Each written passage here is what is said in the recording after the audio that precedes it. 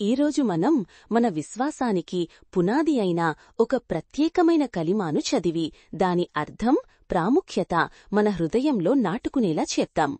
లా ఇలాహ ఇల్లల్లా ముహమ్మదున్ రసూలుల్లా.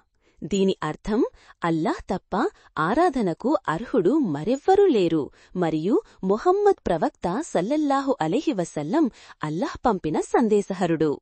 ఈ మాటలు కేవలం పదాలు కాదు, మన విశ్వాసానికి మూలం. ఒక ఇంటికి పునాది ఎంత బలంగా ఉండాలో మన విశ్వాసం బలంగా ఉండటానికి ఈ కలిమ అంతే ముఖ్యం. మనం ప్రతిరోజూ దీన్ని గుర్తు చేసుకున్నప్పుడు మన జీవితంలోని ప్రతి అడుగులో అల్లాహ్ మనకు తోడుగా ఉన్నారనే భరోసా కలుగుతుంది. మన మనసుకి ప్రశాంతత లభిస్తుంది. ఇప్పుడీ కలిమాను మళ్లీ చదివి మన మనసులో బలంగా నిలుపుకుందాం. లా ఇలాహ ఇల్లల్లా ముహమ్మదున్ రసూలుల్లా.